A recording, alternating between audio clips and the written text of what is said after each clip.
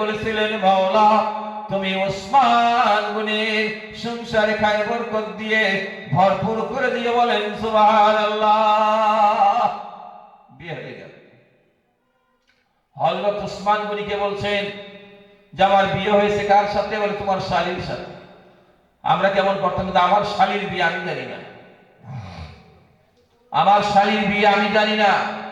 রাগারাগি ফাটাফাটি বাঁচত, কিন্তু কত সুন্দর মানুষ হযরত ওসমান।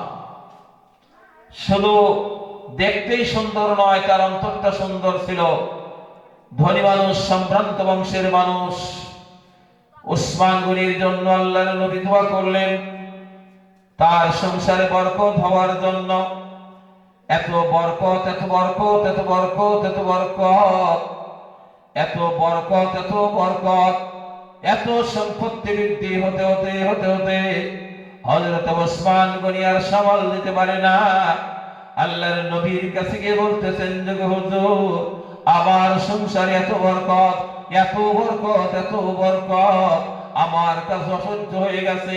যার জন্য আপনি কিছু একটা করুন, যাতে করে আমার সংসারটা এত এগিয়ে চলছে একটু থামুক। আল্লাহর নবী বলেন,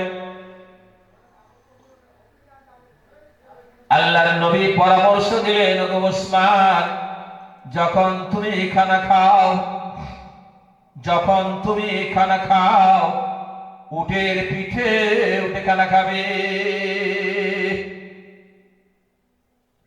যখন তুমি খানা খাও, উটের পিঠে উঠে খানা খাবে।